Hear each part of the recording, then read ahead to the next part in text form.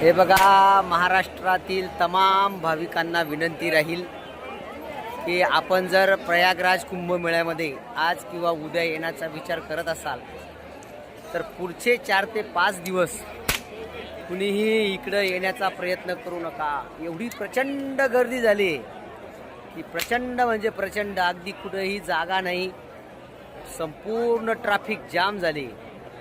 तरी सगळ्या महाराष्ट्रातील भक्तांना एक विनम्र आवाहन आहे की कुणीही आता सध्या इकडे येण्याचा प्रयत्न करू नका।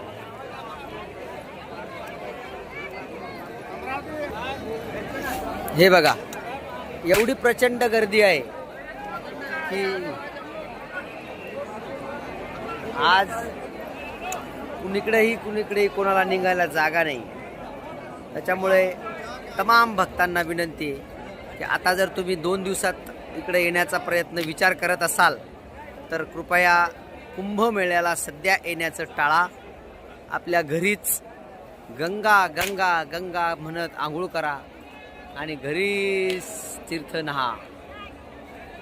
जय मा गंगे, हर हर गंगे। हे बघा, महामंडलेश्वर स्वामी परमानंद गिरीजी महाराज, आज बाबाजींचा शाही स्नानाचा दिवस होता, परंतु अशा प्रचंड गर्दीमुळं शाही स्नानसुद्धा आज मला वाटतं एखाद्या वेळेस रद्द होण्याच्या मार्गावर आहे। तरी सगळ्या भाविकांना विनंती की कुणीही इकडे येण्याचा प्रयत्न करू नका। जय महाराष्ट्र।